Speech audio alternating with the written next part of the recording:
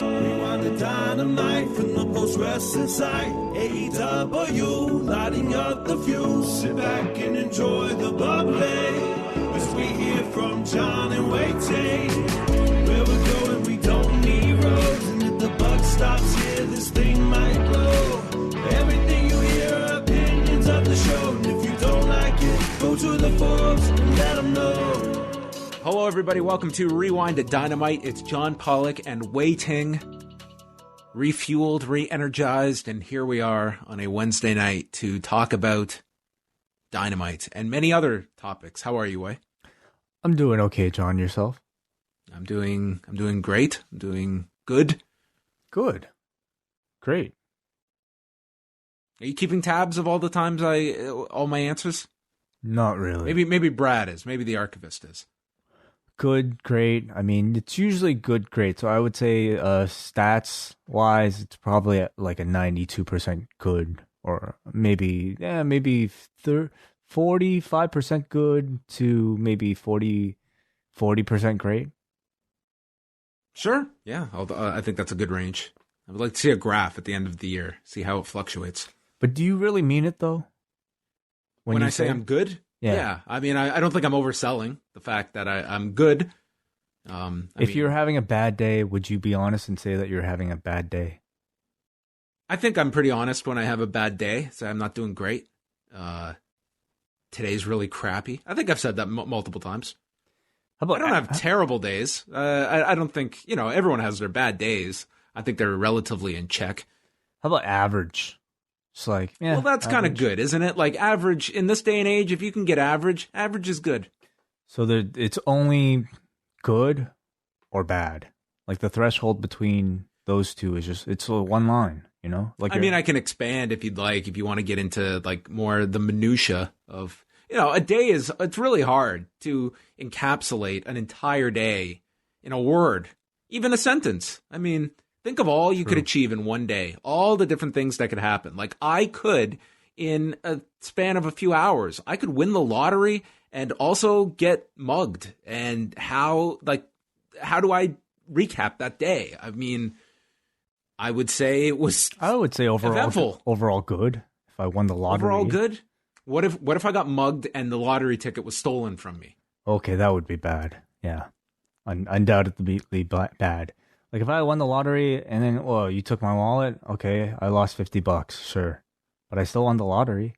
But to lose your ticket, then you didn't win the lottery. That would suck.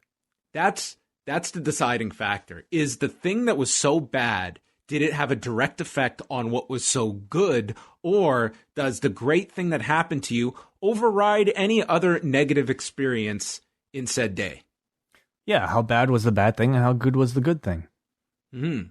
Like, that's awesome. You bought a brand new TV, but you were in a fender bender and the screen smashed in the back. Well, you know what? You don't have the silver lining of, well, at least I got a brand new 60-inch TV. You don't, and you didn't get the warranty, dumbass. So you're out of luck. Yeah, that would be bad. That would be a bad day. How was your day? No, now I have different criteria. I can't say. I would say average. And I think that's the truth. Most people, I think we all have average days. Let's save good for like when something exceptional happens to us. Okay. Was there any moment today you wanted to break out into song? Oh God, no, not in particular today. No. Well, that's what Fridays are for. Well, I know what everyone is listening to. They're like, what is the point of this discussion? Well, maybe someone out there's having a bad day. Maybe they're just trying to listen. Maybe some good news will come their way. Maybe they're thinking, you know what? I'm a member of the Post Wrestling Cafe, and it's Rewind-A-Dynamite. That means that I could be the winner of the weekly draw to win something from the Post Wrestling store. That would really turn things around for me. That would make today the best. Can we make someone's day? We sure can.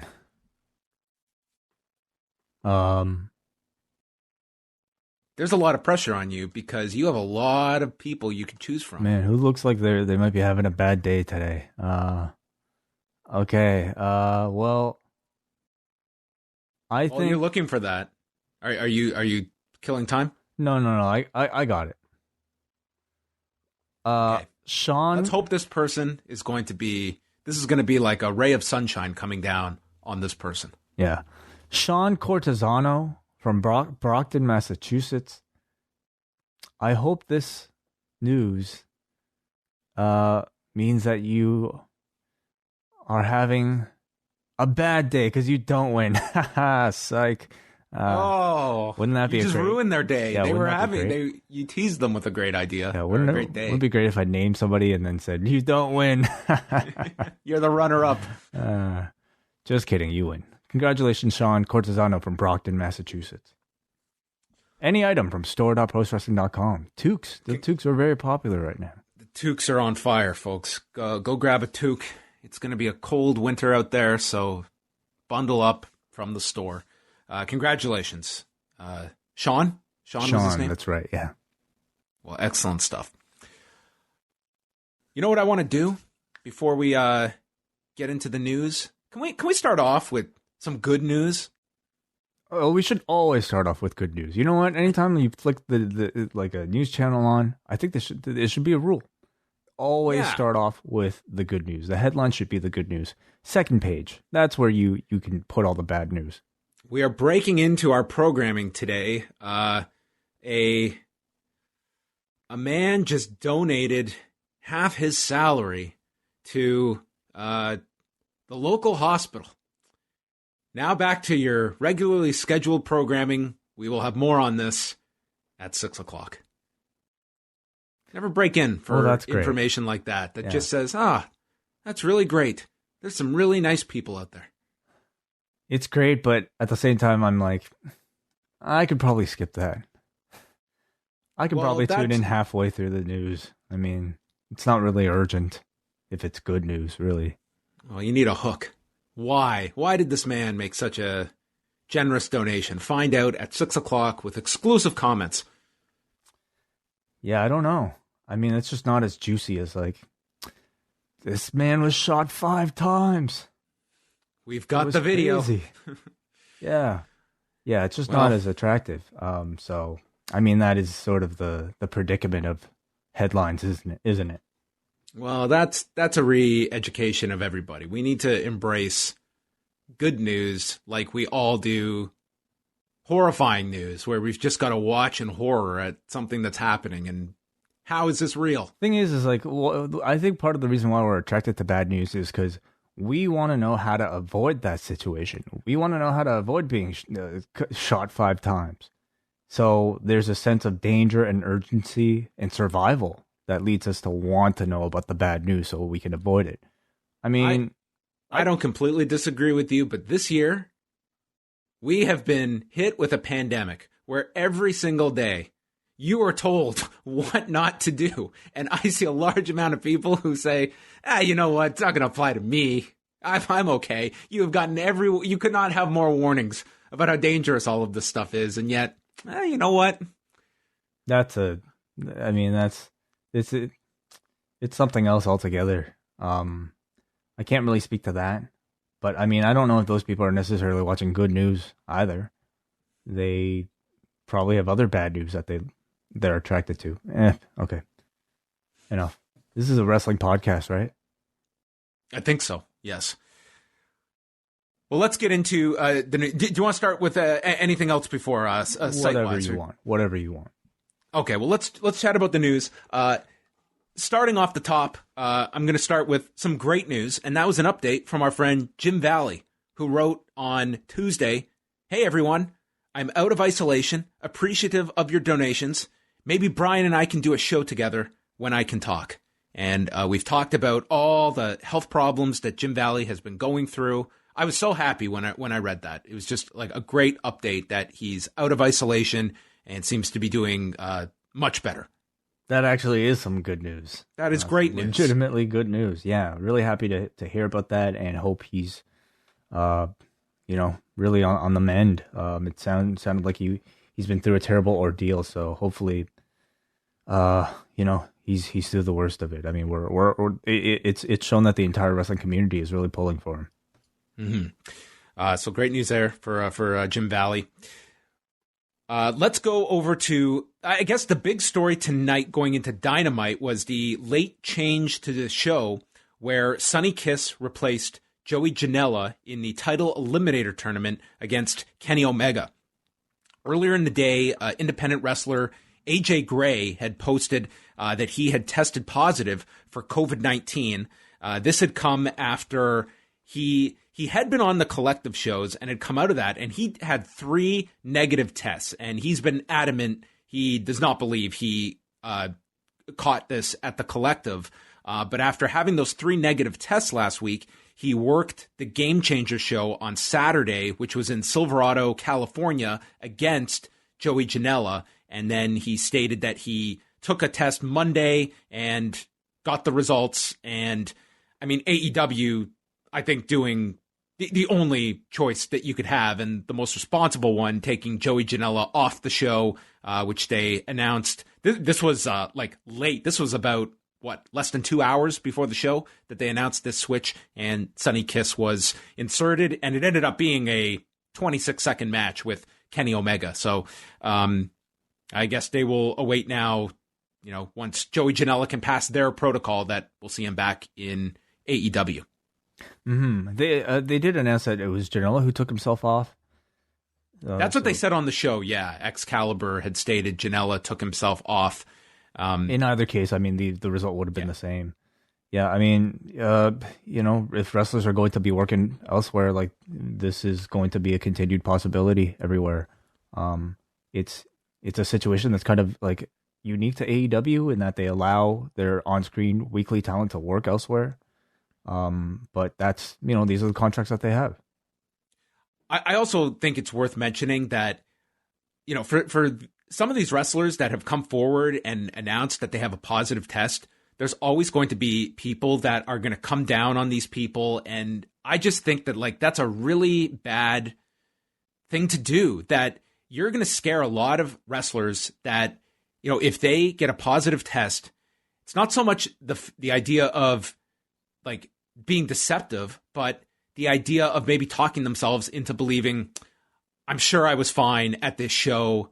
Why go through this trial by Twitter by putting my personal health info out there? That's what you're going to scare some of these wrestlers into doing when there's this slew of negative comments that come their way. So I think that should be definitely kept in mind here, that these people are sharing these results so that they are being transparent, and that those that were around them, you should be contacting people personally. But on top of that, I think people should definitely be keeping that in mind when someone is, they have contracted the virus. Have some sympathy. I completely agree with you. My only exception would be if that wrestler, prior to testing positive, was denying the existence of this disease, like some wrestlers have. That I would encourage people to just go all out, shame them as much as you can. Well, I'm not aware of the COVID deniers out there. I guess it's amazing. That's a whole different subject that we're still seeing that kind of stuff, even at this stage of things. But welcome to 2020. We're going to stay on the COVID front. I know it's everyone's favorite subject, but there is some news here. On Tuesday, WFTV out of Florida reported that the Orange County Department of Health is asking the strike team to look into local businesses that could potentially be spreading the virus. And among the venues that they listed, which bars they noted are the biggest concern they have, were the 3 facilities the WWE is using, which are the Amway Center, the Performance Center, and Full Sail University. And WWE issued a comment in response to this. They set out this following statement: WWE is not open to the public, but rather operating on a closed set with only essential personnel in attendance. As part of our ongoing weekly testing protocols, Aventis Labs have administered more than 10,000 PCR tests to WWE performers, employees, production staff, and crew resulting in only 1.5% positive cases as compared to the current national average of more than 5%. Additionally, extensive contact tracing takes place and impacted individuals are placed in 14-day quarantine and then only cleared after they test negative. So if you take that math of 10,000 tests, 1.5% positive cases, that would indicate there have been 150 positive cases. And, several have pointed out the fact that using those percentages, the national average, you're not testing every single person present. You are testing those that are either think that they have symptoms or are concerned about it. In WWE, everybody is being tested. So nonetheless, 150 cases, is like we now have a number that WWE has attached to this, which would not include anything from those first few months where they were not testing. Yeah, and in an attempt to minimize, I think, their the severity of COVID-19 affecting their company, they've in fact outed the actual number, or what is perceived to be a rough estimate of the number of actual cases, which when put into proper context, I definitely think is alarming. When it's considering that they've only started testing when? So July? June. Yeah. So from June to now, 150 cases. That is nothing to be proud of whatsoever.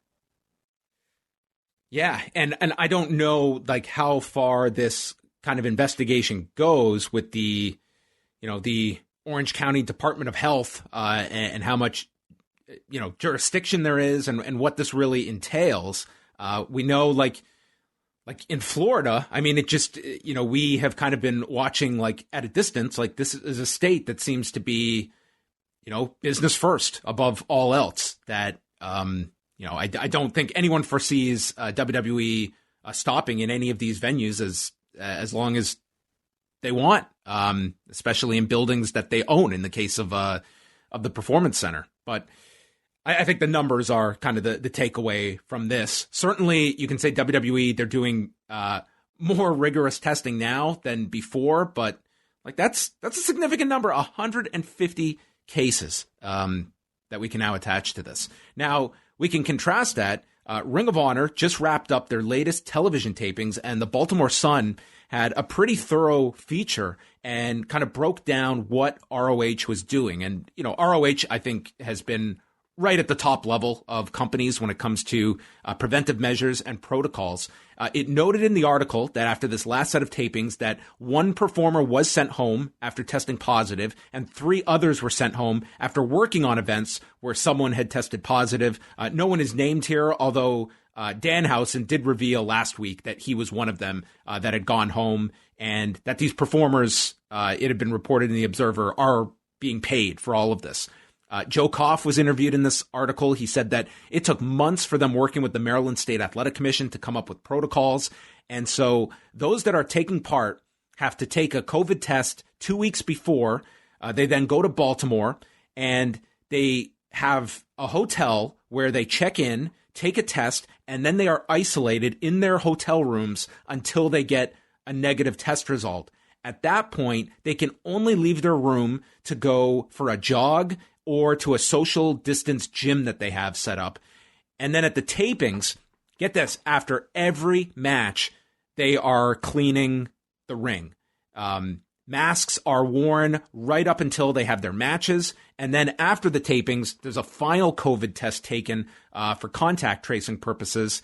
And they stated in the article that they're tentatively planning to do another set of tapings in December. And they're at least, I guess, considering running in other states. But, that's about as much as you can ask of a pro wrestling company, I would say, when it comes to preventive measures. And it looks like they had one positive case that they caught and sent that person home. But, Ring of Honor, I think it's, they have been commended throughout this whole period, not just from the protocol that we outlined, but the fact their talent, they've been paid this entire year. That's very significant. Yeah, not commended enough. And I'm really happy an article like that came out to really, shine a bit of light about the links that they are going to protect the people that are working for them. and to ensure that they still have work throughout this entire time. Everything they've done, according to what I've read in this article, has been above and beyond what I think is expected of a pro wrestling company to do. So absolutely, like, they deserve a ton of praise, and I hope that's reflected in the public image of the company, improving. And I really do hope, like, maybe even added interest in the actual product. Sadly, like, I have to say, like, them taking all these precautions, it's like, it's also keeping them out of the spotlight because they've been, I guess, doing fewer shows compared to AEW and WWE. And, I try to think, like, if there's a way that, like, man, like, we can reward responsible, production of these pro wrestling shows, rather than, like, perhaps just talking about them occasionally when a story like this comes out. Yeah, I think that you look at the different companies out there, that's, you can see the ones that have taken the most significant precautions.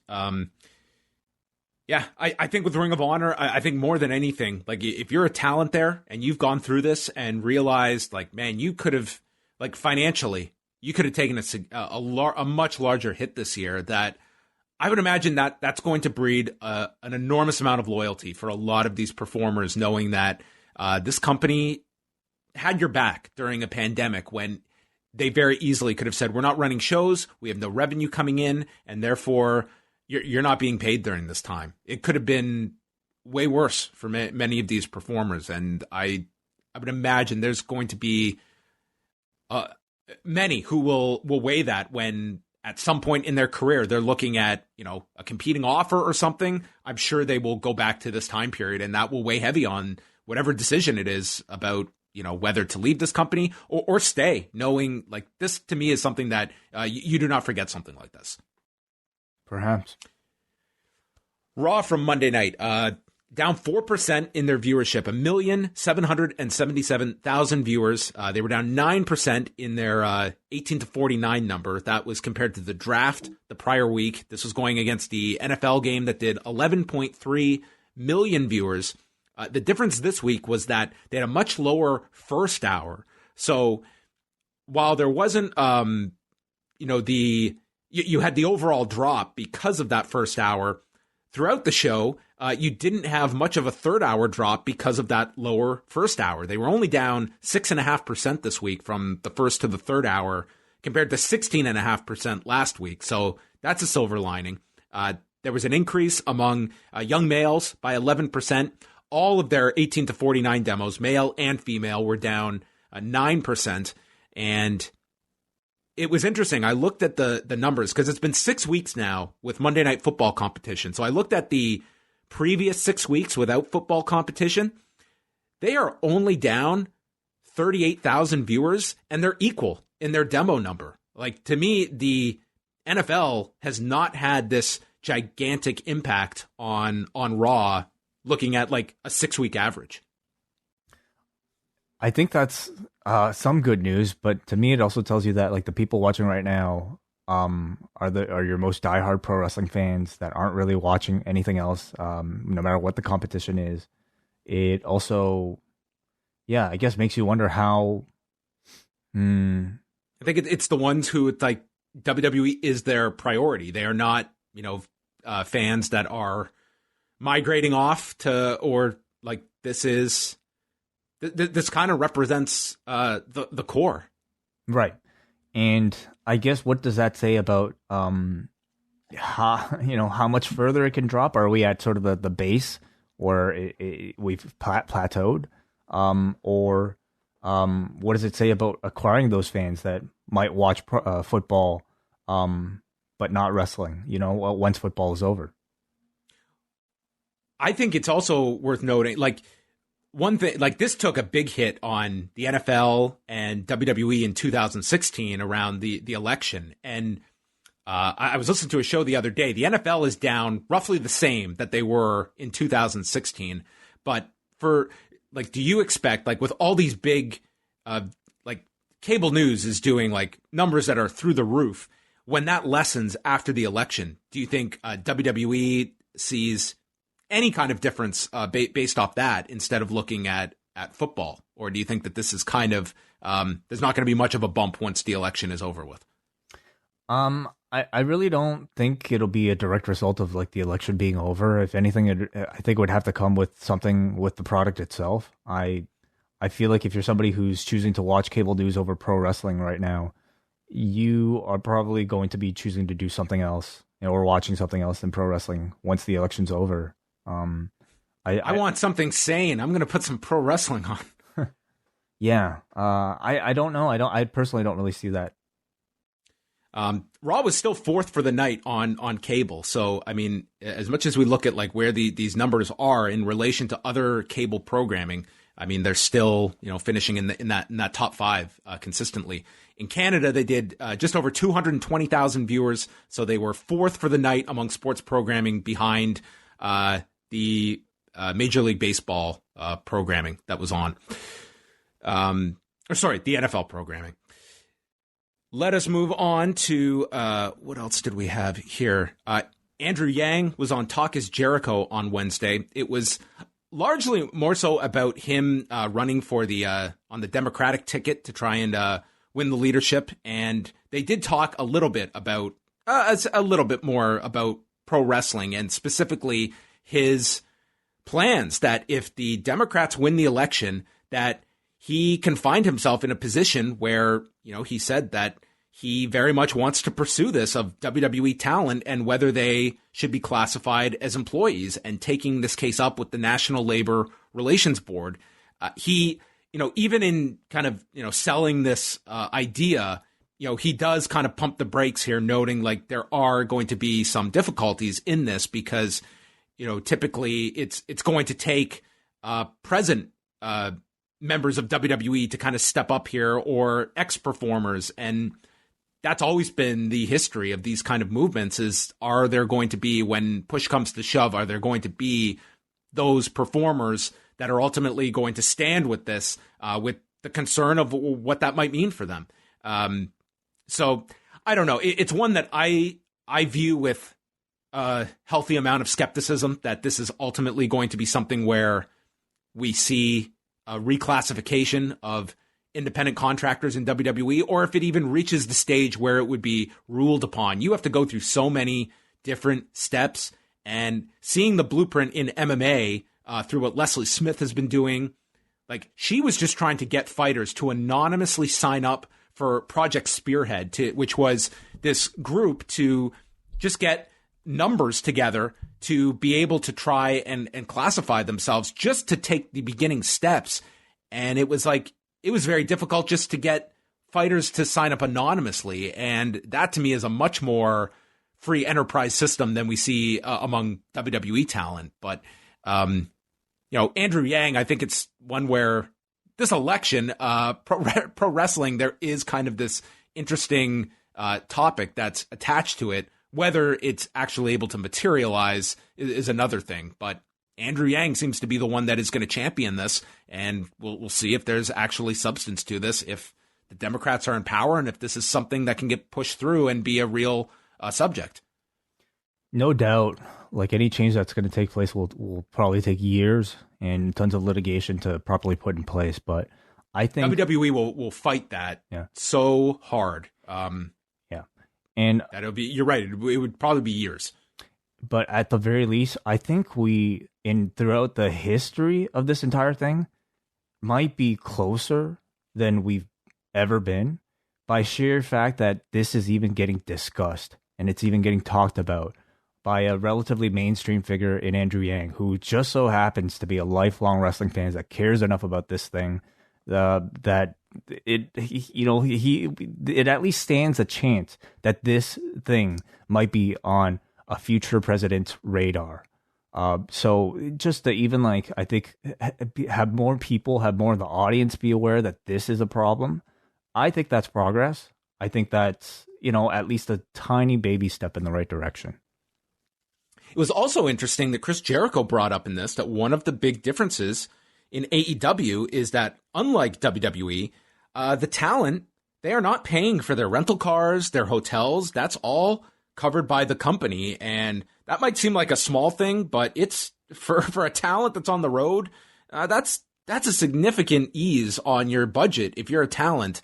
And you explain that to somebody in pro sports or any kind of avenue of entertainment. Like it's stunning that, your WWE talent, yes, their flights are covered, but you on the former house show system, like you land in Corpus Christi on a Friday, you're going to all those towns and you're booking your hotels, your cars. Those are your expenses.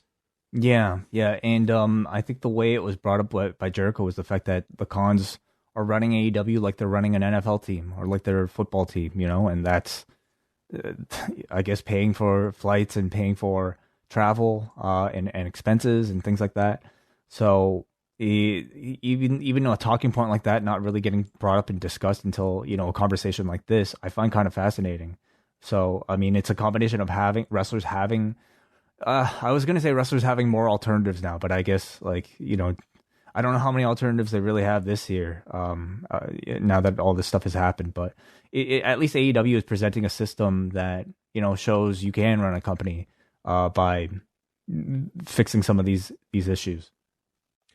Last thing, just because I don't think we'll get to talk about it later this week, but some Impact news. They announced on Wednesday that they've signed their Knockouts champion Deonna Purrazzo to a long-term deal, and Bound for Glory is on Saturday night. I did see the show on Tuesday night, and the lineup we have is Eric Young and Rich Swann for the Impact title, Deonna Purrazzo against Kylie Ray.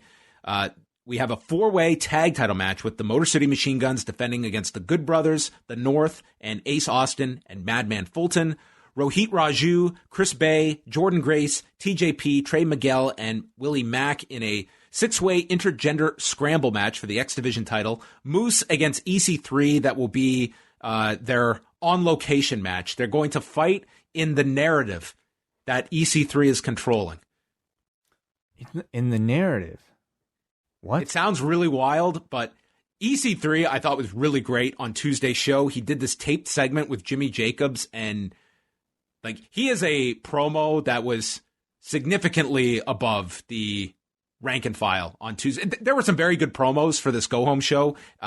Eric Young has been doing some great work. Both Deonna Purrazzo and Kylie Ray cut very strong promos building up their match. And EC3 as well. Those four, I thought they were the strongest promos on the show.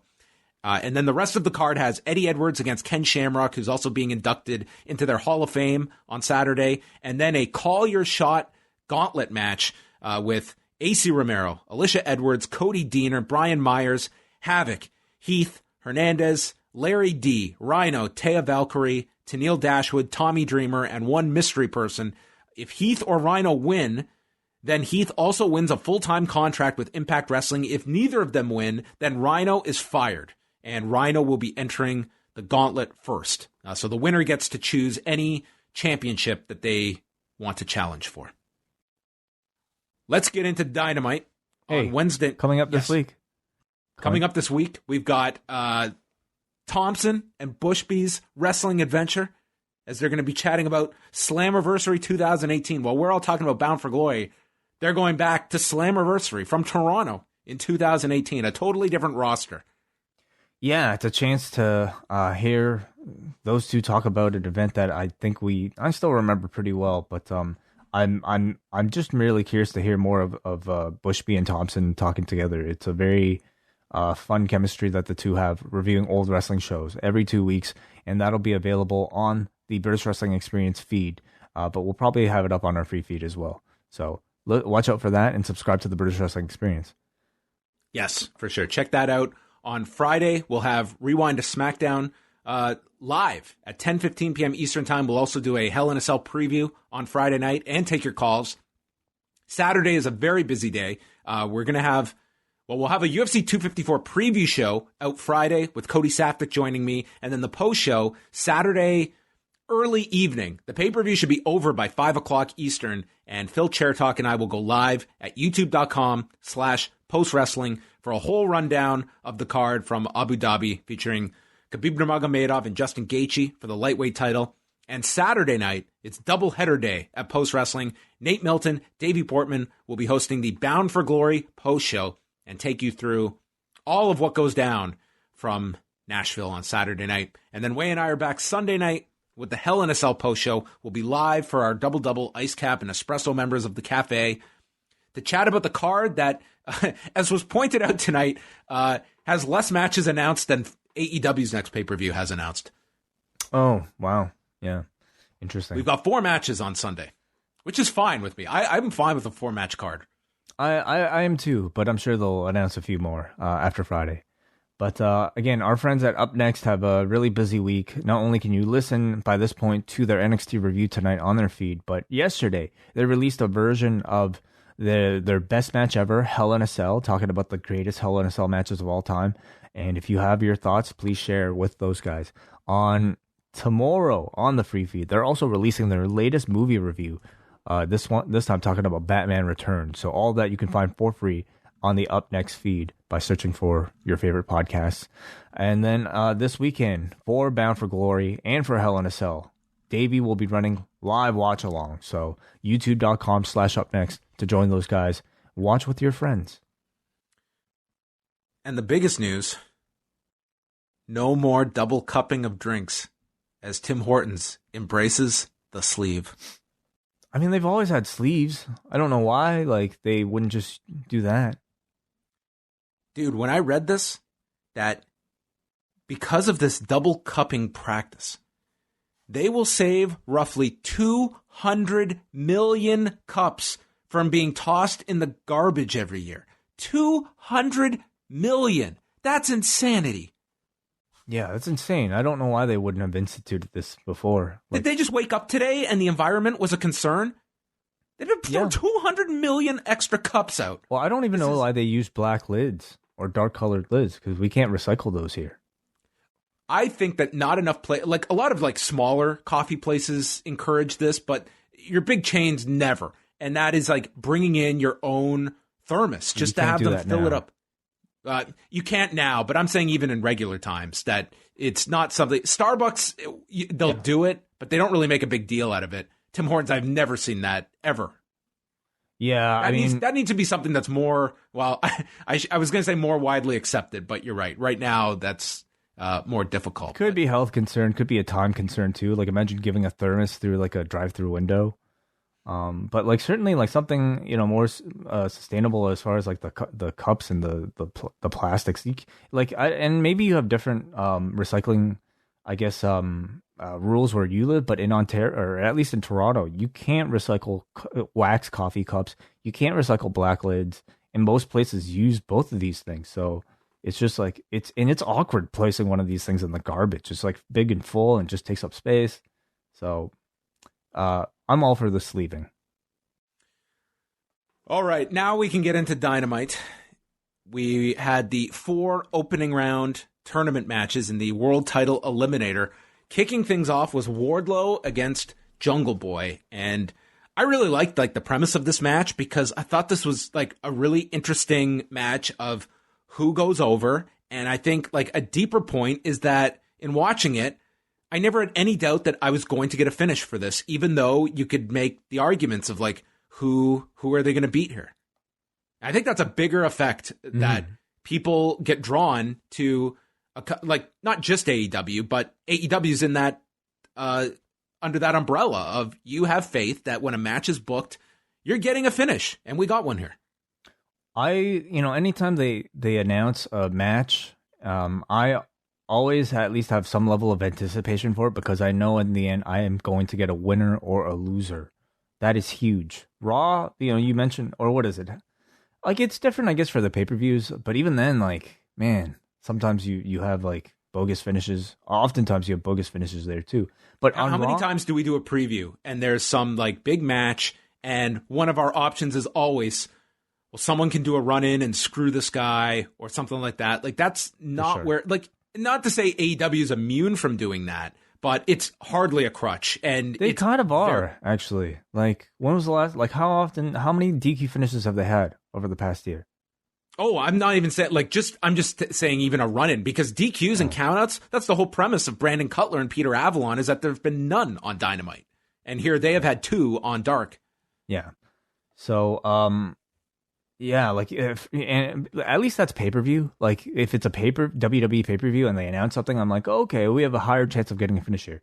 If they announce Keith Lee versus Braun Strowman on Raw, forget about it. I don't give a shit, no matter what, because I know for sure you're not going to do anything. And I guess we got to finish on Monday via low blow. So I don't know. That's a bigger problem than people make it out to be. Because when you have that feeling, I think a lot of people think that exact same thing. It doesn't matter what you're announcing. If there's no faith, then you don't care about the match, and you can't even hotshot stuff. But anyway, Jungle Boy, the story early on is he's just trying to get Wardlow off his feet. He's going for the legs. Wardlow catches him off the apron, throws Jungle Boy into the post, which Excalibur notes, these are not rounded posts. They have edges. So when you get your back driven in, there is no give here. You are hitting an angle. Yeah, it's not like those sissy rounded posts. Inside out lariat by Wardlow. Jungle Boy stops him with a knee strike coming off the buckle, and then a missile drop kick sends Wardlow to the floor, tope suicida, and then a twisting springboard tornado DDT gets Wardlow down, and then he does a kip up, getting back to his feet. On the turnbuckle, Jungle Boy reverses off the shoulders and hits a super Hurricane Rana, then a backstabber out of the corner. He's, teasing victory here. But then when he tries another tornado DDT to the floor, he's caught. F10 into the ring. Wardlow hits another one inside, and he pins Jungle Boy. Jim Ross notes, athletic big men sell tickets. Yeah. I thought this was like a pretty decent David Goliath match that showcased Wardlow pretty well. And I think Jungle Boy did really well here. He provided a really likable, agile babyface for Wardlow to just beat up, essentially. These two had pretty good chemistry. I think Wardlow's presence as a big man felt pretty natural here. He hasn't had like too many in-ring matches on Dynamite, since he's been around, but you really don't see any nervousness in him. If there is, he appears to be very confident, very fitting of the role, despite, I think, being relatively new or relatively young. So, at the moment, he's a bit of a generic bodyguard, but they did tease a bit of depth within him. You remember, like, the skit he had with MJF? Yep. Where Wardlow was revealed to be begrudgingly serving MJF in order to provide for his family, and you had MJF threaten to fire him. That must have been, like, it was either an early tease or maybe they've shelved that story for now, but I definitely want to see like some new levels to this guy. I think he's on a very good path right now. There's a ton of potential.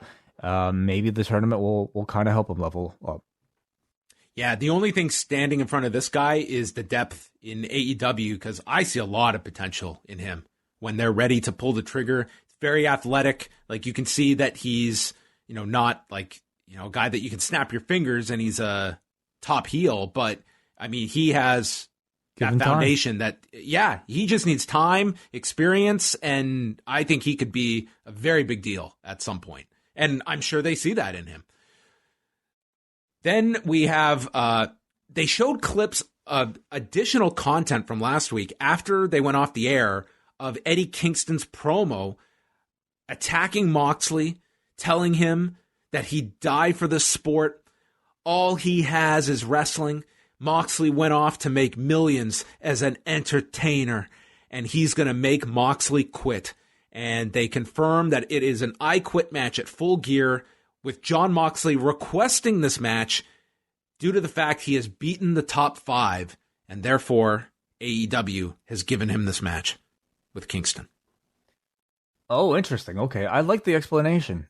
They had it in there, so it's obviously listening. Yeah, you don't always have to stick with the whole like straightforward ranking system. I will buy anything with a decent explanation. So just even that little thing. All right, cool. I don't know if this little Kingston promo was like a moment of improv from him at the end of a show or what, but I love like the organic feeling of this occurring kind of off air and almost feeling a little bit unplanned. It felt really real. I'm just looking at these rankings. So number 1 is Brian Cage, who, yes, Moxley beat. MJF is number 2. He beat him. Lance Archer, number 3. He beat him. Brody Lee is number 4. Do you have any earthly idea who is ranked 5th? Fifth. Okay, is it Ricky Starks? He has a 14-2 record this year. This is insane. It is Sean Spears. Oh, interesting. Okay. Did he beat him? I don't think Moxley has beaten Sean Spears. Well, I mean, he's racking it up on Dark. Yeah, I mean, it just shows you, like, when Sean Spears all of a sudden is thrust into something, I mean, they have this whole build that's going on that if you're following Dark, then you'd be aware of. So we come back from break, and Jon Moxley has a promo segment. He says no one was happier than him when Eddie Kingston signed with AEW. He loved Eddie. He keeps a very small circle, but he doesn't know who this guy is. He's miserable. He's whiny. He thinks the world owes him something. I will not apologize for my success, for buying my mother a house and touring around the world, running my body into the ground so that my family can have a better life. On November 7th, Eddie Kingston will verbally quit. And if he doesn't, I will beat and torture him until he gets his friend back or he will end Eddie Kingston. I thought in the span of like these 4 minutes, like these two promos back to back, like immediately shot this feud up to feeling like the hottest in the company. These were home run promos from these two. And this, we were going to get the other Kingston promo. This was just like the stuff that didn't make it to air last week. And then we got another Kingston promo, but it's just what we said last week. Let these two talk. Moxley is seriously one of the best promos this year. And I don't think he gets enough attention. It's just being like the perfect promo for Jon Moxley's character. Like he is so zoned in on who he is and building up these matches as your babyface, badass champion. I thought they totally sold you in these promo segments tonight. I think he's really good, but some of these feuds he's had, like with Brody Lee, with Lance Archer, or Jake Hager, to me, like they haven't really hit me like that hard because I don't think the story's really been strong, and I don't know if the other side has really been as strong promo wise. That all changes with Eddie Kingston because in these short few minutes, they've effectively conveyed a deep history between the two. And they introduced a dispute that I think is very real and very relatable. We came up together. You left the nest to achieve success representing all of us. And then you never came back. That's Eddie Kingston's argument. And Moxley's rebuttal is, well, I was successful, but it didn't come easy. I had to work really hard for it. And I had to be successful because I had to provide for my family. And I have nothing to apologize for.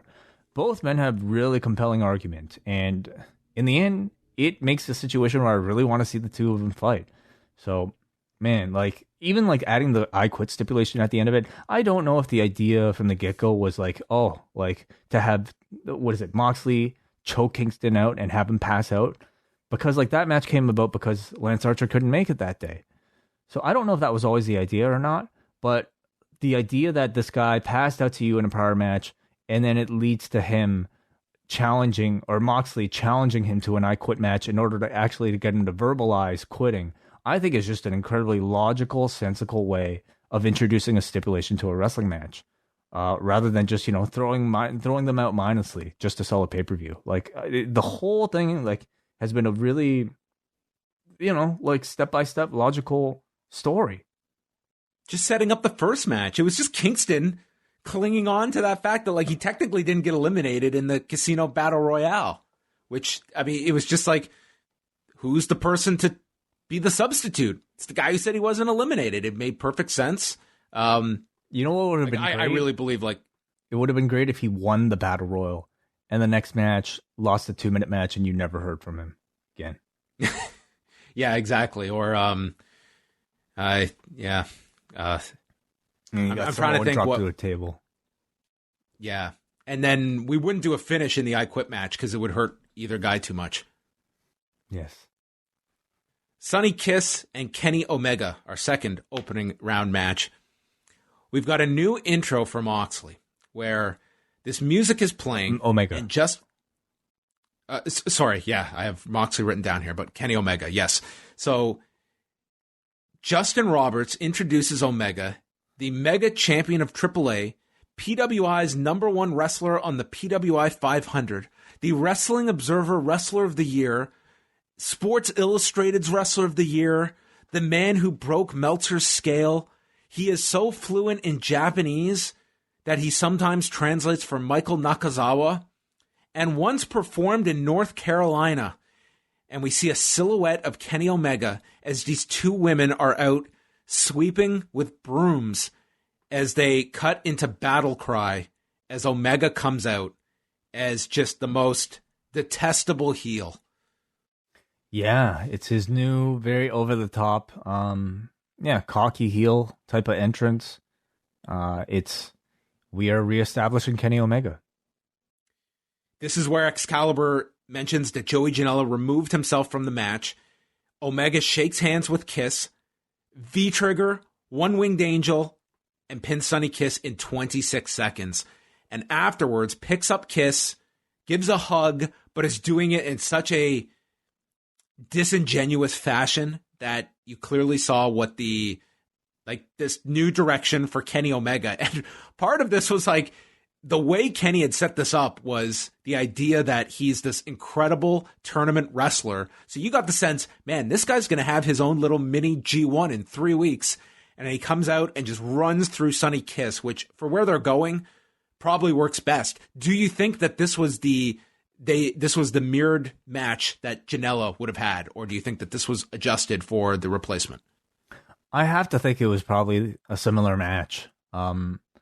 And I imagine the show had to have been timed out by the time, whenever they found out today about the change that had to happen. I can't imagine they made significant adjustments. I also feel like they'd be more likely to job Janela out, like to put Janela in that situation, than they would Sonny Kiss. I mean, I feel like Sonny Kiss is somebody that they would be like. I was a little disappointed that this had to be Sonny Kiss, to be honest with you, because I think Sonny Kiss is somebody who is still trying to really struggle to get established on Dynamite. Somebody who's been on a bit of an upswing, even though like you rarely see Sonny Kiss on Dynamite. But I don't know if I would have put Sonny Kiss into like this particular situation. It could have been really anybody else on Dark, a Peter Avalon or a 10, QT Marshall, whatever, right? But I guess I think you have to be at a certain level. Like, I'm not saying you have to be one of the top guys, but you need to be, middle of the pack, given the fact this is for the World Title Tournament, that I don't think you could just slide in like a Peter Avalon. Sure. But I mean, can you really justify Sonny Kiss either? It's the fact that he's Joey Janela's tag team partner. I get it. It's fine. And by the end, I don't think it really matters. Like you'll forget about this in like a few months. I'm intrigued by the new direction for Kenny.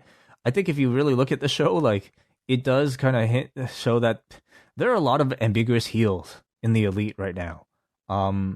Kenny, like the all Bucks. of them? Yeah, pretty much all of them, except Paige, who I think is a bit more cut and dry, but like Cody for sure. So I don't know if that's all like on purpose to put them all kind of in a similar situation like this, or maybe it's just a weird coincidence, but in this case, I do have a bit more faith in a logical payoff. Yeah, I think this is the kickoff for Kenny Omega, that this will be the direction for him. And this tournament is really going to expedite that. Like, I think this is one where I think everyone knows what the final is, and there's no reason. Like, that, again, would be, it's so obvious where the finals are going. And I think it's 100% we're getting that final. I don't think there's going to be, people know we have to surprise them. They'll never see it coming that we're going to get Phoenix and Wardlow in the final. Well, I mean, it was obvious that the Bucks were going to win that tag title shot tonight. Which is fine. I mean, why would you do something that's a worse idea just because people can see where the story is going? If I watch Star Wars, I think it's obvious to me that Luke Skywalker will have a final encounter with the Emperor. And there's no need for you to change that. I just want to see the steps he takes to get there. Yeah, sorry. Yeah. No, I'm just saying you can always have the point of the story that you can do a surprise along the way, but it can't be in those building blocks that just defeat the whole purpose of the story and take it apart. Like, you can still have twists and turns and still get to your destination. But if you alter the entire course, you've ruined your own story. And I think that's something that not just WWE, a lot of companies have fallen into that trap of the audience knows so much. Well, they're trying to follow like the narrative path that you're trying to explain. Like, people should be able to kind of grasp where things are going, and then you can do different ways to get to that destination, but don't adjust the destination just to surprise people. So we should expect Kenny Omega to reveal himself as Hangman Page's father? Well, of course. Where else could this be going? Yeah. Eddie Schiavone interviewed Orange Cassidy earlier in the day and asked him about last week's time limit draw. Orange said sometimes calls go your way, sometimes they don't. Jim Ross called this compelling content. Cody and Arn arrived in a limo. Dasha interviewed Cody, who has heard rumors that next week's rematch with Orange could have a stipulation attached to it. Orange has to beat him. He doesn't have to beat Orange. And Orange couldn't do it last week. He doesn't think he can do it next week. And they note that Cody has put on 14 pounds of muscle during his time away, because this is a light heavyweight company, but it's time to become a true heavyweight, given some of the names he has faced recently, like Archer, Jake Hager, and Brody Lee, and calls himself the giant killer of late, which, given the success, I mean, maybe the light heavyweight frame was, I mean, he's done very well with it. It's interesting to hear him call AEW a light heavyweight company. That's like, I mean, it's accurate, but like the term light heavyweight has had such a negative stigma attached to it over the past several decades. In wrestling, that I was almost a little caught off guard by him saying that, you know. But the fact that he has no shame in describing like the reality of the average size of the people on this roster, I mean, I think it's great. You imagine John Jones walking in to Daly's place? He would tower over these people. Would he? Like, how what is the average weight of, like, what is Cody's weight? Legit. What do you think? Oh, Cody's weight legit? I don't know. Oh, he's at least like 205. Come on. I would be saying, like, 215 in that neighborhood. I mean, John Jones probably walks around at like 225. Right. And probably bigger now since he's moving up.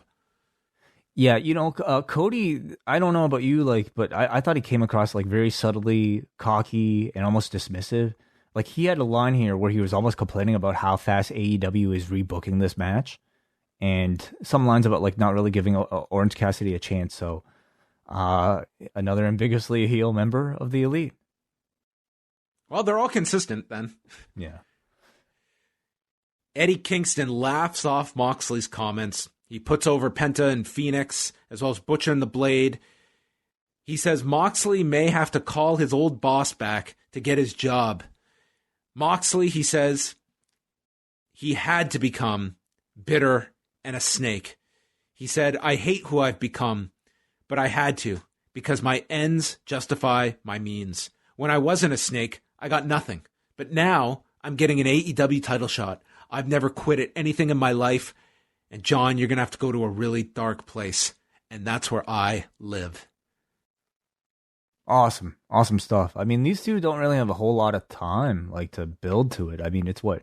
Well, I guess they have 2 more episodes of Dynamite. But, I mean, just in this one episode alone, they've done a lot of work. I don't think a whole lot needs to be done. Mm-hmm. I am worried, though. Could they possibly do this match without a contract signing, though? You can't have a title match without a contract signing, right? Maybe a steak dinner where they break into song. That I would hate with these two, although it'd be pretty entertaining. Penta L0M versus Rey Fenix. We had Eddie Kingston come out on commentary. The two shook hands, and okay, we get one of these per show in this COVID era. In front of a crowd, this would have been so insane. I'm just gonna say that this is my match I'm using it for. This can be we can only use it for one match per show. This is the one I'm using my state the obvious comment on. Yeah. Penta early on, he's going for the package pile drivers. It's constant reversals and counters, and both get to their feet. to their credit, those that were on the floor and around were trying to make this feel as important as possible and really getting into it. Like when you have wrestlers chanting, "This is awesome," they're clearly going out to try and make this something. And Eddie Kingston. What, you don't think a wrestler would genuinely think, "Oh, no, this is awesome. I have to say it repeatedly. This is..." How can I convey that this is awesome? Wait, this is awesome. 4 syllables. What if I got these 5 people next to me to join me? What if they fought forever? How would they know that I want them to fight forever? How will they know I'm thinking this? Dude, Eddie Kingston was great on commentary here too. I feel this is just like the Eddie Kingston appreciation show, but I thought he did such a great job of making it feel like Phoenix and Pentagon for these 15 minutes were like the 2 best wrestlers in the world. And we're seeing a match that we should not be seeing if not for this tournament format. Absolutely. Like he did. I mean, I said they did a lot of work with that program. He did a lot of work for not just the program with Moxley, but for his group as well. He spent the better portion of his promo earlier talking about Phoenix and Penta and Butcher and the Blade, updating us on that. So he's wearing multiple hats, and I think he's juggling pretty well. It's a crime this guy did not have a contract before this year. What's amazing how much like they're giving him just like he started in the summer. You know, he's earned it, man. Like from that first appearance onward, like right down to the contract. Like I really watch this and don't see like any of this stuff as being like, I think this guy has just come out every time and hit it out of the park, and they have taken notice of that. No argument, I don't think, from anybody. Like the guy proves it that he's deserving of the spot anytime he opens his mouth. No argument. They're trading chops. Phoenix does a springboard, but gets met with a super kick. They go to the apron. Phoenix then leaps off the middle rope into a tornillo off the top to the floor. Look, it was just breathtaking. Then he scales the top. He runs across the top rope, and Penta pulls down the rope, knocking Phoenix off balance.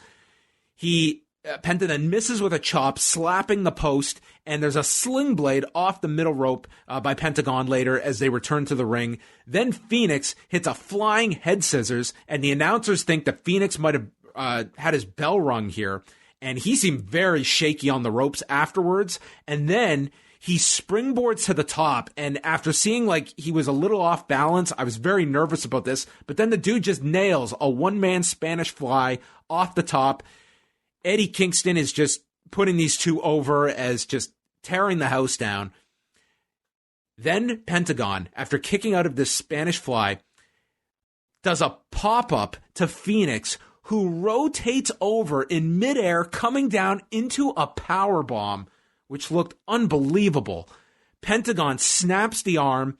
He's calling for the finish when Phoenix, out of nowhere, does a tilt-a-whirl into a Canadian destroyer and pins Pentagon in 14 minutes and 12 seconds. Phoenix has had some great matches here and there. I think overall, people have looked at this act as being underutilized during this year. I think hands down, this was Pentagon's best 15 minutes since joining AEW, at least since Dynamite's begun. Yeah, it's hard for me. Because they did have the Bucks matches on the pay-per-views, so those were high points. But in terms of Dynamite, this would to me be Pentagon's strongest match. Well, first in a long time, at least. I think we can pretty definitively say, yeah. I thought this was incredible. It was very good. I mean, I know I think you used your one complaint in the right spot, John, because especially for this match that we've seen before, I believe we saw this live. That's right. At a this was at the WrestleCon Super Show last year. Yeah. So seeing a version of this without the same atmosphere of people going nuts for these moves, it definitely, it's hard to maybe separate yourself from those memories.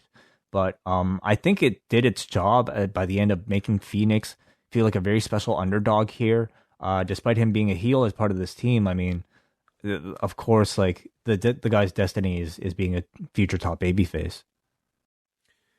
And this sets up Omega and Phoenix on TV next week. Or Phoenix might play babyface. I think he 100% will be the clear-cut babyface in that match. Yeah. Mm-hmm. They recapped the arcade machine being destroyed last week. The best friends said it was an accident. Miro wanted to be friends with everyone. Best friends fucked that up. It's a lame feud. Sorry. Like, I know it just started. At least this only took 30 seconds of TV. Like, they're banned because their joystick was one of a kind joystick was broken. The automated Majestics arcade network. I'm sure to somebody like this was, oh my God, I can't believe they mentioned the Majestic Arcade Network on TV. I'm so into this. Sure, there's somebody out there, but I don't know. Maybe it's a younger demographic that they're after. Alex Marvez spoke with Colt Cabana, Alex Reynolds, and John Silver. They've got Dark Order has a big night tonight, being that they're in the four-way. Cabana says he's on a mission to become the champion. He has a great singles record and feels zero pressure. John Silver says, I don't even like you, Colt, but you're going to be the next champion. We're going to win the tag titles. Brody's going to win back the TNT title. And the entire Dark Order is going to be out there next week for the TNT title rematch between Cassidy and Cody. And John Silver unsuccessfully tried to start a Brody chant. Yeah, they were definitely putting a bigger spotlight on John Silver throughout this episode, not just, of course, in ring and the match later on, but here having him really play a bit more of his being the elite personality on TV. And I think, obviously, the right choice. I mean, he's the star of being the elite. You have something that people are really enjoying on the internet, and time to, maybe...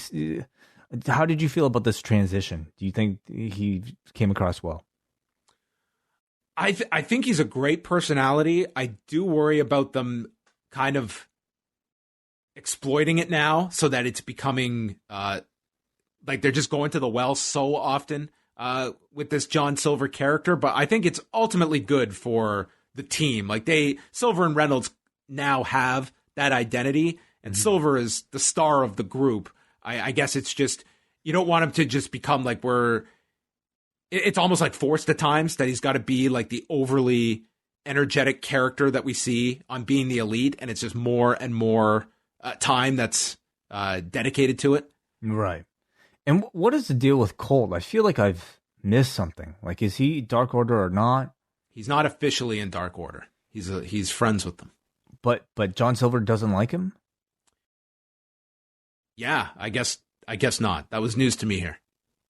Yeah, I don't know if it's been all that clear. Like, maybe on Being the Elite, they've been crystal clear about it, but I can't really... Like, I feel like I keep up with Being the Elite decently, and I see him, like, getting... Cabana's like... he's Michael Nakazawa. He's got a different face. He's Michael Nakazawa on Being the Elite. He's not even involved with them. It's true. Like, that's that storyline. So it's been really difficult for me to keep up with this Cult Dark Order thing. I feel like it's really lost momentum, and it's just kind of there, still. So I could definitely use a bit of an update. And I can't really say it's been all that compelling.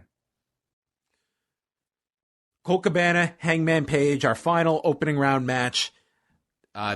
Page hit a Pescado to the floor. He's working with a lot of urgency. They're reminding us of the time limit, which would result in no one advancing. You wouldn't want to have a Shawn Michaels comma situation. I haven't even started yet. That's unfortunate. You have a lot to sit through. Oh, God. Give yourself ample time/days to get through King of the Ring 95. Spoiler, okay. It's a dreadful show. Page hit a fall-away slam. Evil Uno is out as Cabana comes back with a tilt-a-whirl head scissors. Then Cabana counters a sunset flip, gets a 2 count. Page then is shoved off the top, crashes on the floor. Cabana sets up for the Chicago skyline, but it's blocked. Page lands on the apron, and Cabana ducks the buckshot lariat and gets the Superman pin for a 2 count. Page goes back to the apron, fakes out Cabana, and then hits the buckshot lariat to win in 10:51. I thought this was like a good match. I liked the finishing sequence between them. Not like the match of the show, but I thought good for the 11 minutes they had. I thought it was pretty average. And, this is a show that's usually like batting above average. So in that sense, maybe a bit on the lower end, but like it was perfectly fine. I also like the finish. I like the repeated attempts at the buckshot lariat and then Page at the end having to fake out Cabana in order to really hit it. But it was an opening round match. It's it's a good finisher. It's a difficult finisher because it can be very plotting to set that thing up and, keep the person staggering and then you're going for it. But I think Paige has now come up with all these cool ways to set it up that, just all of this ways that you get to the apron now that you almost make it like it comes out of nowhere instead of this, step 1, 2, and 3 to set the move up. Mm-hmm. Yeah. The Dark Order is then tending to Cabana, and they note this is very unlike them to help one of their own when they've just lost. And this will lead to Paige and Wardlow next week. So what do you read into the Dark Order Cabana stuff there? Truthfully, I have no idea. I don't know where any of this has necessarily, where any of it's going, which is fine, but I feel it's just been going in this direction for a long time, and we just continue. And Brody Lee's missing. Yeah. Sammy Guevara and Matt Hardy. We saw Sammy Guevara burn a photo with the date November 7th written on it, and they're going to have a, what's it called? Elite Deletion match at the pay-per-view. Elite Deletion, yeah. What does that mean? It means it will be taped. Probably for the best for these two. Oh, okay, so like a final deletion type of thing. Yeah. Oh, yeah. Cool. Awesome. Well, I think that's He'll great. probably be very good with these two in that environment as opposed to just doing a straight-up match. Oh, I don't know if anybody really wants to see like a hardcore match like live from these two. I think the tape thing, the cinematic match thing, I'm actually excited. Sure. Will there be a spot where Sammy Guevara spears Matt Hardy off of a high-rise and they cut to the fall to replicate the spot that they did at the last pay-per-view?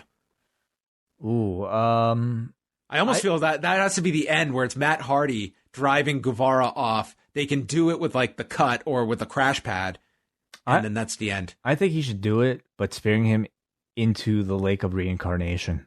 Yes. Yeah. Team Taz is on the ramp. Taz addresses Will Hobbs. He has not yet accepted their invite to join, so he better decide. And then Taz, he's just playing Dennis Miller here. He's going to go on a rant. He says, Darby Allin getting a TNT title shot absolutely burns my ass. he describes Tony Khan pulling me into his office just to tell me if Ricky Starks had beaten Darby Allin a few weeks ago, he would have gotten the shot. No shit. Thanks. And Taz is fuming because Ricky Starks fell victim to some fugazi finish, even though Ricky's won 9 out of his last 10 matches. Starks then cut a promo, which was pretty good, but you're also following Taz, and he promises to put Darby Allin in the grave, you face-painted little bitch. These were 2 awesome promos, and they let Brian Cage just say, who better? And this was the perfect assignment of words to promo time necessary. I thought Taz was just fantastic here, and so was Starks. I totally agree. I think you had Cage really like. He just needs a line. That's perfect. It. That's like he just looks the part in 1 or 2 words. That's all he needs. His appearance is his promo. He doesn't need to say anything, and he'll be that much more intimidating. So yeah, this was great. Very strong promos overall in this show. It absolutely burns my ass. You're gonna start using that in daily life? We'll see. Yeah. If they don't give me a sleeve the next time at Tim Hortons. This coffee's really gonna burn my ass, including my hand. All right, then are you ready to talk about Le Dinner Debonair? Let's do it. Up until now, wrestling fans, when they hear Debonair, they're thinking of that dope song that Rhino used to come out with. Not after October 21st, 2020. Jericho and MJF are just dressed to the nines here, seated somewhere in the back. Jericho's drinking the bubbly. MJF is downing some red wine. He notes, I've had better. And their waitress is Velma, who MJF calls Thelma. And our first bit is each one. It starts with MJF ordering a 20-ounce porterhouse steak, well done, with a baked potato. Jericho then orders the same thing, but his steak, he wants it medium well. So what does MJF do? He lowers his to medium.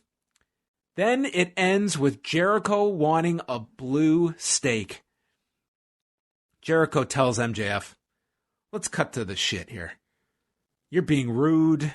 We've got a town hall next week to determine if you're going to join. MJF says, listen, we're the two biggest stars in the industry, the demo god and the ratings ruler. Jericho tells him, the ratings ruler sucks.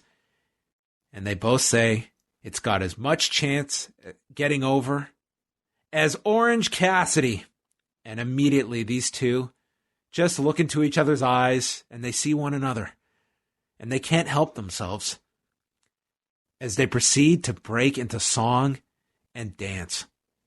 The next 5 minutes of television time, there is no justice I can provide that can adequately recap what this was. Other than, it was fucking amazing. It's just ridiculous singing from these two. They're mocking the other members of the roster. It's like a total bit out of Family Guy. And then they sit down, and the punchline is that their steaks arrive. They look awful, and they just remark, this is disgusting. And that was it. I love this. Man, this was totally not what I was expecting when they announced this steak dinner between these two. And it was absolutely incredible. Like, I just love it whenever I see artists take creative risks. And these two did something I've never before seen on a wrestling TV show. I don't think I ever will again. It's an incredibly absurd idea that I can only imagine probably came out of some random conversation that these two had about a mutual love for Frank Sinatra or something like that. Somebody came up with a ridiculous suggestion and they committed 1,000% to this ridiculous idea.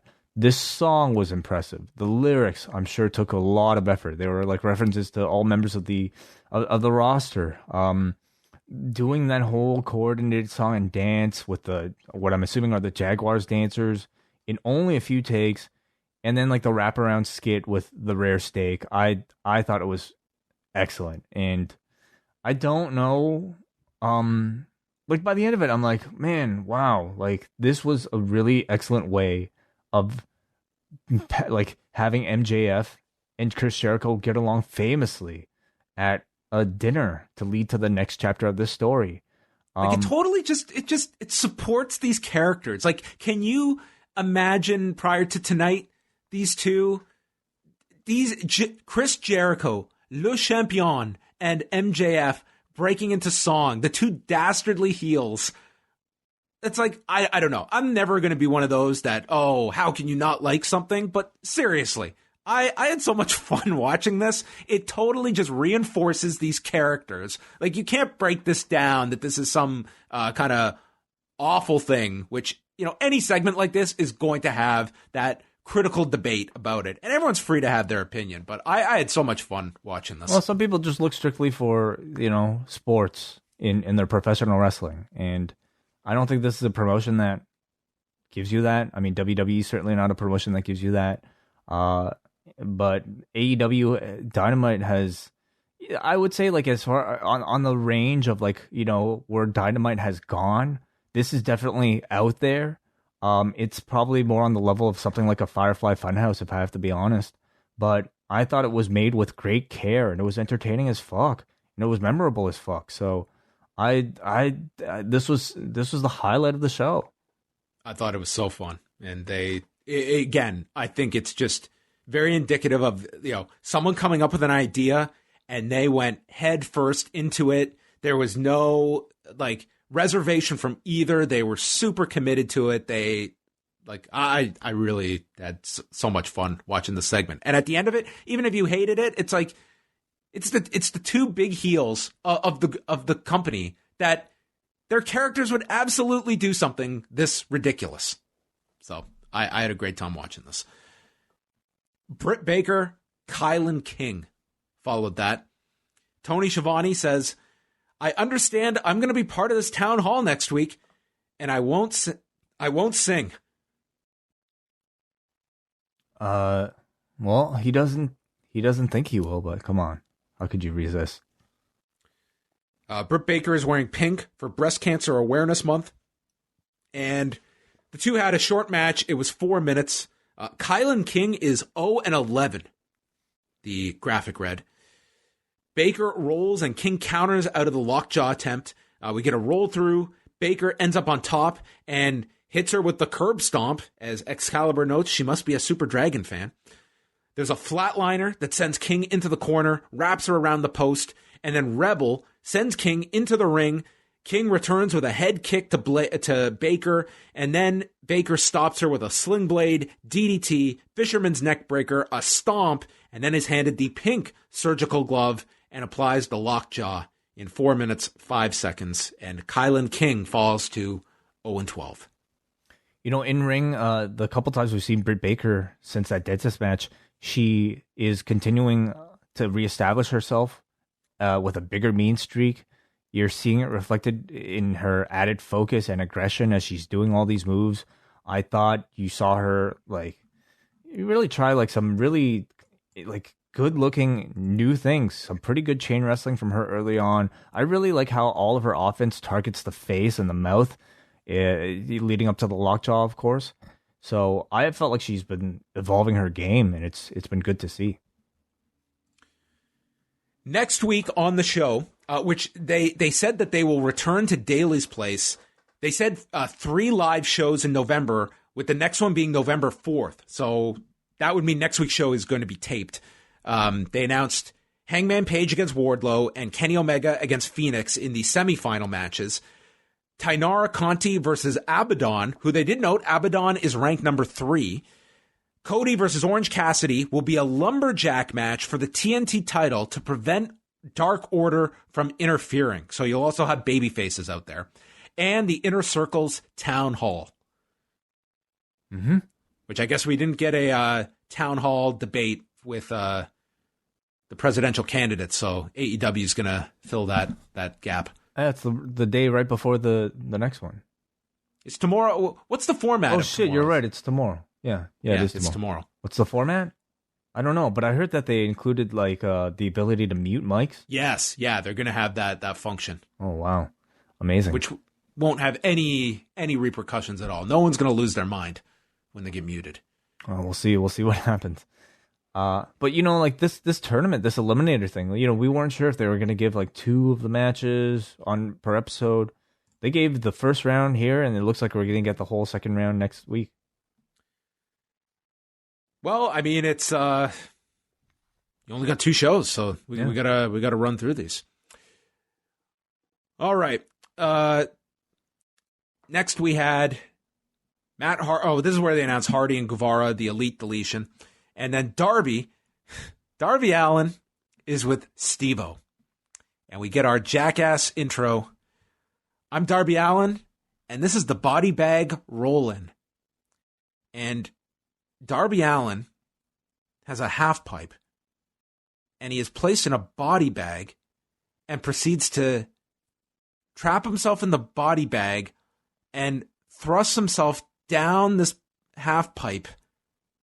And Jim Ross summarized the entire segment. Man, that just doesn't look like fun. I'm sorry. Oh man, I would have loved to have had a camera on Jim Ross while he was watching this. I don't know what this was meant to achieve, but it was kind of fun to watch, which is exactly, I think, how I feel whenever I've watched Jackass. So, I mean, black and white makes everything look artistic, doesn't it? Even this. That must be the key. So, Yeah, this is how he's preparing for his TNT title match. He wrote, like, what is it, face of TNT on the bag? So is he calling himself the face of TNT? Oh, I didn't even make out what that said. Okay. So he wants to be the face of TNT. That's why. So he's going to win the title, and then hurt himself a bit more. Yeah, I mean, he might have might be the broken face of TNT. Butcher and the Blade, Private Party, Alex Reynolds and John Silver, and the Young Bucks 4-way #1 contenders match. And as they established on Dark, the Bunny is back with the Blade and the Butcher, which Eddie Kingston revealed to QT Marshall on Tuesday, and all that's over with. I mean, we really had no explanation about why she left in the first place, and there seemed to be just as little explanation about why she returned. Other than, like, maybe Eddie Kingston, like, on top of everything else, building up his match with Jon Moxley, getting his tag teams over. He's evidently also a great marriage counselor. Well, apparently so. So there you go. That seems to be the wrap up of that. She's back to being the Bunny. Week. Yeah. FTR's out on commentary. Matt Hardy is out with Private Party. Early on, Private Party hit the Bucks with super kicks. Everyone kind of got their turn with like their kind of big sequences. Mark Quinn hit this series of dives, ending with a swanton to the floor that Harwood just laughs at, of him possibly bruising his tailbone in the process. Then Guevara appears, taking Matt Hardy out as they just brawled away. FTR points out that there are no DQs, but that doesn't mean there are no tag rules. He says, "Why do you think they're tagging each other?" And tells Tony, "Ole Anderson would be so mad at you." The Bunny then gets onto the apron, distracting Silver and Reynolds, allowing Butcher to then attack them. Cassidy gets tossed off the shoulders over the barricade onto the Blade, and then John Silver fires up. This was like watching like Super Mario hit like the Invincible Star. Yeah, the Invincible Star. That's exactly what I was going for. He just hits this. He misses a double foot stomp to Quinn, but then they double team, and Quinn hits Reynolds with Quinn gets hit with the stunner into a suplex and then a jackknife cover by Reynolds. The Bucks break it up, and this becomes the focus, with the Young Bucks constantly breaking up pinfalls. Private Party hits silly string on Reynolds. They go to the top. Jim Ross says they just can't help it. They are compelled to go to the top, and they hit what they describe as the Hardy Party. And Cash points out to Jim Ross, hey, it worked for them. And then the Butcher and the Blade are in. They hit full death onto Isaiah Cassidy. The best name for a move. Not half, not 3/4, full death. The Young Bucks make their latest save. Nick hits just fucking an incredible offensive flurry that looks awesome. There's a corkscrew to the Butcher and Blade on the floor. He lands on his feet. Double super kick to Butcher. And then they do kind of like the Indie Taker, but in Nick executing it off the top, finishes with a senton onto the Butcher. And then they have Cassidy isolated. The Meltzer driver gets stopped by Mark Quinn. So Isaiah Cassidy rolls up Matt Jackson, which was the way Private Party beat them last year in the tag title tournament. But this time Matt counters Cassidy and covers him in 13 minutes and 27 seconds, giving everybody the much teased FTR Young Bucks match at Full Gear. Good match.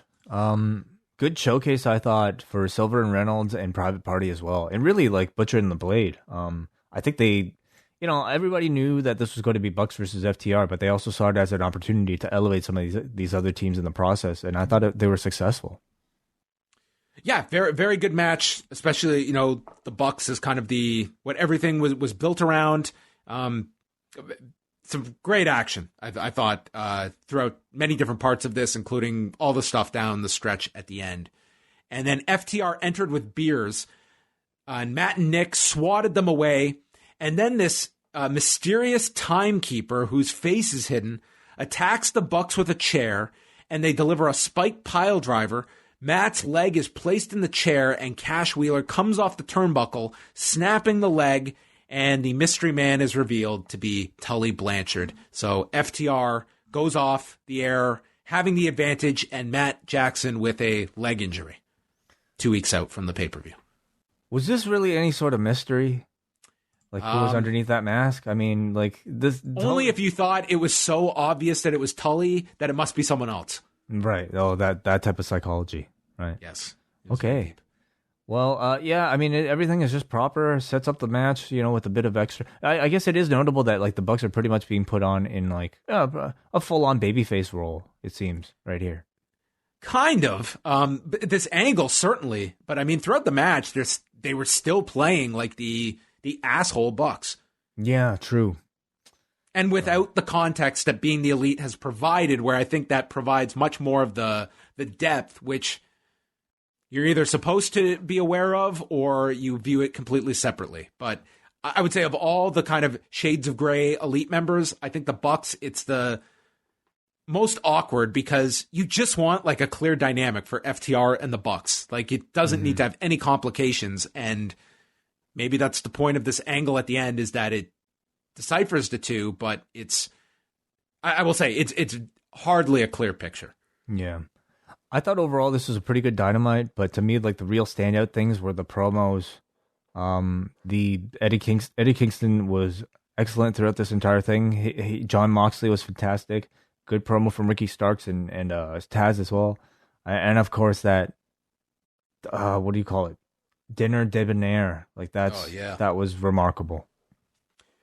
Yeah, I like the show quite a lot with the Penta Phoenix match. I enjoyed the hell out of Le Dinner Debonair. The four-way was strong as well. I thought it was a pretty good show. This looks like a pretty strong pay-per-view lineup that they have already. We talked about the idea of potentially headlining with the tag titles, but given where the I Quit match is, what do you think is the match to put on last? If you're ever going to headline with a tag title match, this is the one to do it with, but I don't know if it trumps the I Quit match. I think it might depend on the level of violence in that I Quit match.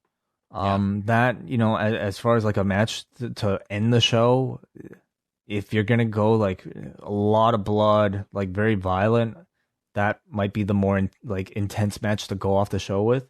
But if I'm strictly thinking about like my interest level, I'm definitely interested in Moxley versus Kingston now after seeing these promos, but it's still FTR versus the Bucks, which is a dream match that we're finally getting to see. Yeah, like when you think about this card, like assuming we're getting those two, well, we are getting those two, but then assuming Paige and Omega and Paige, Cody and Darby, you would assume. Yeah, I wonder. That one's harder to pick because do they have Orange Cassidy lose again next week? Yeah, I really hate the idea of doing something where it leads to a three-way. That seems to be just like the out for it. Or maybe Cody like fully turns heel against Orange Cassidy to win. It's possible. You could go that way. Or maybe but he just told us how much he loved all of us, and his hair color doesn't mean he's going to the dark side. Did he lie? Not sure. But you know what? Cody versus Darby Allin, I think, would be a big match. Orange Cassidy versus Darby Allin would be an attractive match as well. And Hardy and Guevara in that setting, it'll probably be pretty entertaining. Like, if it's the promise of another Final Deletion, like Matt Hardy type of match, then yeah, that's... I mean, the Elite Deletion, I think that's what they have to deliver. So, man, it might be a really close race of what will be the match that would be best served to have a live crowd. We can only pick one. You're right. I don't know. Which one will require the crowd the most? Yeah, good question. I don't know. We're going to go to the forum. We have quite a bit of feedback here for Dynamite, so we'll get to as much as we can. The poll, though, giving this show an 8.54. Damn. Wow. Strong number, even by AEW standards, which is usually, tops the 7 mark. Andy from London gets us started. I am just thoroughly entertained by Dynamite every week. It presents the extremes of pro wrestling, and fortunately for me, everything hits my taste. This week is the most amazing example of this yet. a super pro wrestling match in Phoenix Penta, followed later in the show by the absolute bizarre brilliance of Jericho MJF breaking out into song. After the train wreck that was Raw on Monday, it really puts it into context how much easier this show is to enjoy than WWE. Obviously, the usual comparison is of Dynamite with NXT, but as you will have both watched every Dynamite and Raw this year, I'm curious how many Raw shows do you think you have found more entertaining than their weekly Dynamite equivalent show? We're 40 weeks into the year, and my guess would be under 5. 8 out of 10 show tonight, and yes, this week I think Dynamite may have edged out Raw. I'm hesitant to kind of make that like direct comparison because the shows I feel are very different. But if I had to make that direct comparison, it would definitely be under 5. Do you have an answer? I mean, that probably sounds right. So, okay. Yeah. Coleman gives this show an 11 out of 10. And then Billy says, excellent first hour. I loved Kenny getting the big intro just to squash Sonny. Lucha Bros with Eddie on commentary and a Family Guy style musical number will cement this as a top tier Dynamite. Very happy for Kingston to be getting such a prominent pay-per-view match. It also shows that AEW is capable of reading the room and changing plans accordingly. Obviously, FTR versus Bucks and Kenny versus Hangman will be money matches, but it really says a lot about how much faith they have in a guy who was selling his boots a few months ago. The hype for, this is from Muggin. The hype for Full Gear has picked up steam tonight. Jungle Boy showed some great babyface fire against Wardlow. The MJF Jericho steak dinner turning into a scene from La La Land was something I didn't know I wanted. Kenny Omega's inching closer and closer to his cleaner roots is in a quick match versus Sonny Kiss. Penta and Phoenix put on the match of the night. Semifinals look very good, and I'm looking forward to Omega and Phoenix facing off again. Is there expectation for that one to go long? Omega and Phoenix? Yeah, definitely. People right? would be furious if that went short. Yeah, like I don't know if they can do any sort of squash. Like that's got to be at least 10, I feel. Oh, I think minimum. Yeah, I think you have to really go all out with that match. Though you'd have people argue like, what a great heel Omega would be by beating him in a minute. I would not. I would hate that. No, not I think that's Phoenix. the wrong. You're catering to the wrong kind of heat at that point. Well, I think they're going to just. I think that will literally be one of the best TV matches we see this year. Will be next week. I mean, they will. That's the expectation. It kind of has. It's somewhat unfair to go in with those expectations, but that's what those two have. They do have to do something to show, a change in Kenny Omega's character, and I don't think it necessarily has to be a squash, or it just has to be him being extra aggressive, playing a bit more dirty. So we'll see what they do. We go up next to Ryan, who says, to go from realistic Eddie Kingston promo to a surreal song and dance musical number while hitting all points in between is quite a feat. To do it while still being entertaining is even more impressive. In an absolute rookie with no experience in the industry, if an absolute rookie with no experience can put on an entertaining show, speaking of Tony Khan, how bad are the writers for Raw? I think it's a completely different system in that, I mean, we know what the system is in WWE, and you can have great stuff outlined for 6 months to peak at a certain place. That doesn't matter when all of a sudden you come in one week and everything's torn up and no, we're going this way. I mean, that is a system that those writers have to work within. And it's a totally different one than in AEW, where you can plot out your plans and, with Tony Khan, he's not going to have anyone that's going to overrule it and say, no, we're putting Wardlow over tonight. Well, we have all of this plan for the next month that hinged on this other result and where we were going. Noah from Vaughn. I think it's safe to say that wrestling has just peaked with the Dinner Debonair. MJF and Jericho just pulled off one of the greatest segments in wrestling I've ever seen, and I think it will be remembered for years to come as one of AEW's best segments they have ever done.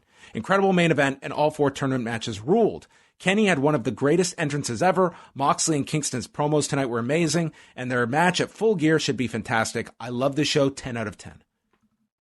Andrew from Cape Breton. A rare show I got to watch thanks to work, but it was pretty good. I liked all the tournament matches, even Kenny Omega's squash tonight. I like Sonny Kiss, but he's been sadly presented in a certain way on TV, and you gotta smash guys over. Kenny Omega always seemed very obnoxious to me, so leaning into that as a heel will hopefully make him the top guy everybody was hoping he would be from the start. Speaking of top heels, I love Eddie Kingston, but I do wish they kept closer to their rankings, or at least gave Eddie more wins on TV or Dark. I would have liked a lights out match that's non-title that maybe Eddie could win. That being said, both he and Moxley were excellent. The low light of the show were the Butcher and the Blade no longer being sailors or artists, and what looked like to be... He doesn't finish here, so 8 out of 10 show. Okay. Let's go here. I'm going to go to Corey from Long Island. He says, AEW's best edition of Dynamite yet. All of the tournament matches front-loading the show was an excellent idea, with each of them bringing their own distinct styles to the table. I saw Penta and Phoenix have a match with each other at a small club in Queens back in 2016 that blew my mind, and their chemistry has only grown by leaps and bounds since. I'm absolutely over the moon that Eddie Kingston in 2020 will be headlining a major pay-per-view.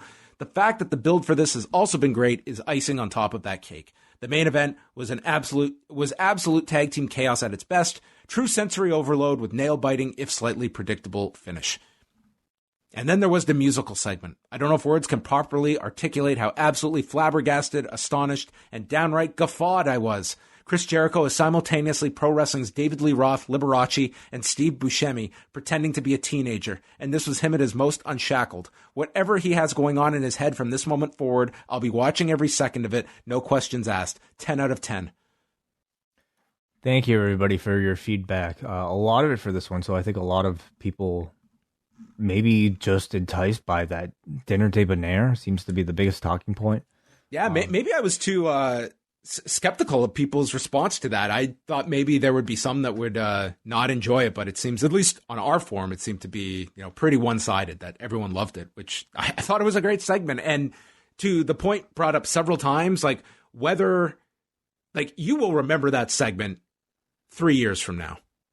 I think that is one of those segments that AEW has produced that you will totally remember. Yeah, and it was because it was out of the ordinary and it was well done. It was weird, really, and you have to be a bit weird to be memorable. All right. Well, if everyone wants to go and check out Up Next, Braden and Davey have a whole rundown of Wednesday night's NXT show featuring the return of Pat McAfee. That's how you counter Le Dinner Debonair. Well, wow, okay. Maybe we'll get Drake Maverick and Killian Dane going for a meal and try and top them next week. Maybe. Next week's Halloween Havoc, by the way. Yes. Big show. Very exciting. If the World Series goes to 7 games, that game 7 will be next Wednesday night. Really? Wow. Okay. Yes. Well, we're going against them tonight. So what's the series right now? It's only it's 1-0 for the Dodgers. They played game 1 Tuesday night, and by World Series standards, it did not do well. It did under 10 million viewers. I think it was the lowest watched World Series game. It might be ever. Wow. It was a lower number. So anyway, that's going to bring everything to a close. Do check out the schedule for the rest of the shows this week at postwrestling.com as well. Up Next, what is coming up with them once again, Wai? So tomorrow they've got their Batman Returns podcast. Right now on their feed, they've got their Best Match Ever Hell in a Cell match podcast. And then this weekend, 2 watch-alongs for free at youtube.com/upnext. One for Bound for Glory, and then on Sunday for Hell in a Cell. All right. So we'll chat with you Friday night. Rewind to SmackDown live for all Cafe members, 10:15 p.m. Eastern Time, right after SmackDown. And we will be previewing Hell in a Cell on that show, in addition to taking your calls. So that is all. Good night.